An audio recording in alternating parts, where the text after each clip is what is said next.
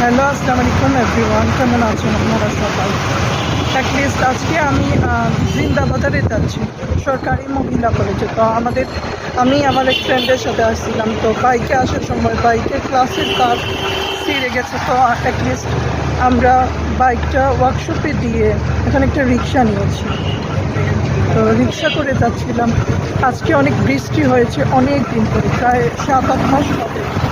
তো এনজয় হয়েছে, কিন্তু বাট একটু ছিল যে জামা কাপড় আমি আজকে হোয়াইট কালার পরে আসছিলাম। কাদা মেখে একেবারে, প্রথমে তো ওই যে ধুলাবালি ছিল, তারপরে ওই যে বৃষ্টি হওয়ার কারণে জামা কাপড় আমার সব খারাপ হয়ে গেছে। আমি সাদা সবসময় আমি পরতে পারি না, কারণ সাদা পরলেই ওই যে অনেক ময়লা হয়ে যায়, আমি সেটা সেফলি রাখতে পারি না। তো আজকে পরে নিলাম। আর কি অবস্থা আপনাদের? আপনারা সব সময়, আমি একটা কথা বলি যে ছোটো ছোটো যারা ইউজার আছেন তাদের পাশে থাকবেন, তারা আপনাদেরকে অনেক ভালোবাসা দিয়ে যাবে।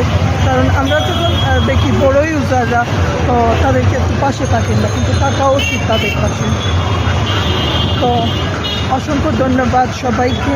আর আমি অ্যাটলিস্ট চলে আসছি। খোদা হাফেজ, বাই, টেক কেয়ার।